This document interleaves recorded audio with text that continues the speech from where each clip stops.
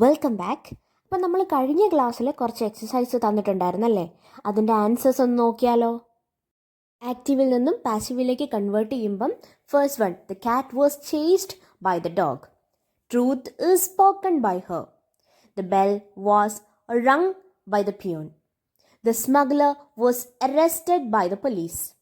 The zebra is attacked by the lion. Sweets are liked by children.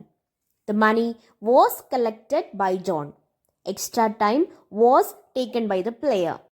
3 cats were rescued by her. This house was built by my grandfather in 1975. Rule 1ഉം 2ഉം വെച്ചിട്ട് answer ചെയ്തപ്പം എല്ലാവർക്കും answer കിട്ടിയെന്ന് തന്നെ പ്രതീക്ഷിക്കുന്നു. ബാക്കി നോക്കാം. ഇവിടെ തന്നിരിക്കുന്ന സെൻറ്റൻസ് നോക്കിയേ. Shreya is singing a beautiful song. Tense പറഞ്ഞോളൂ. പ്രസൻ്റ് ആണല്ലേ. Is singing. ഈസ് എന്ന് കാണിക്കുന്നത് പ്രസൻ്റ് ആണ്. സെൻറ്റൻസിനകത്തുള്ള സബ്ജക്റ്റ് ഏതാണ്? ആരാ പ്രവൃത്തി ചെയ്യുന്ന, ആരാണ് വർക്ക് ചെയ്യുന്നത്? ശ്രേയ അല്ലേ. ശ്രേയ കിട്ടി. നമുക്ക് ടെൻസ് ഏതാണെന്ന് കിട്ടി.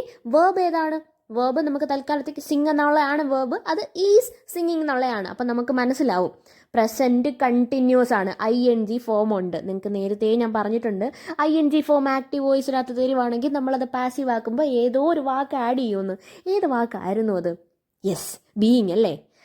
അതേ ബീയിങ് എഴുതണം എന്ന് മൈൻഡിൽ കുറിച്ചിട്ടോളൂ. നമുക്ക് പാസീവ് ആക്കുമ്പം ബീയിങ് വേണം. കാരണം ING ഫോമിലാണ് കിടക്കുന്നത്.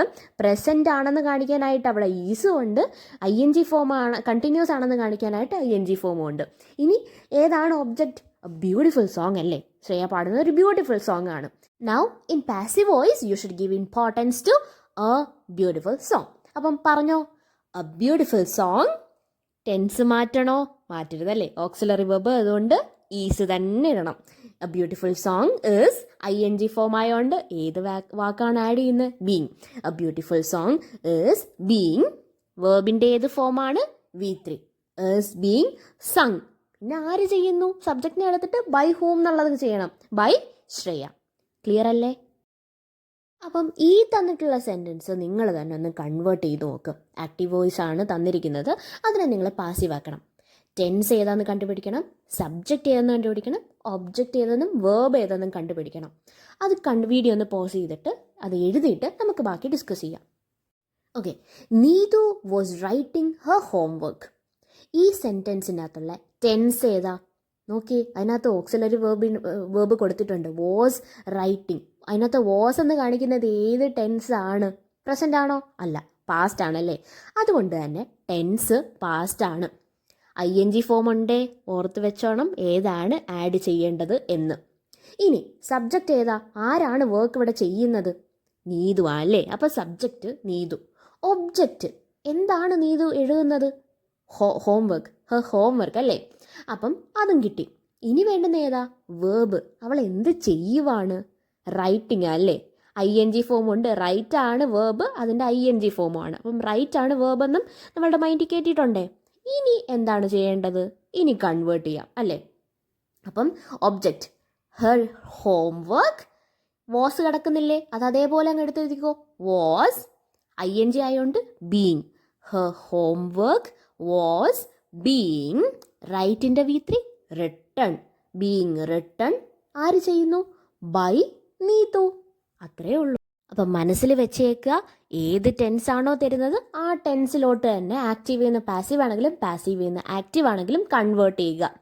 ING ഫോം ഉള്ള ഒരു ആക്റ്റീവ് ആണ് തരുന്നതെങ്കിൽ അതിൻ്റെ കൂട്ടത്തിൽ ഓക്സിലറി വേർബ് എടുത്ത് എഴുതിയിട്ട് അതിൻ്റെ കൂട്ടത്തിൽ ബീങ് എന്ന് പറയുന്നതും ചേർക്കണം. എപ്പോഴും വേർബിൻ്റെ V3 ഫോം തന്നെ ആയിരിക്കണം ആഡ് ചെയ്യേണ്ടത്. ഇനി നമുക്ക് കുറച്ച് എക്സാമ്പിൾസും കൂടെ നോക്കിയാലോ. നേരത്തെ നമ്മൾ ചെയ്തിട്ടുള്ള അതേ പ്രോസസ്സ് തന്നെ ഇത്രയും വർക്ക്സ് നിങ്ങൾ എഴുതി നോക്കൂ. ഫസ്റ്റ് വൺ വേണമെങ്കിൽ ഞാൻ പറയാം.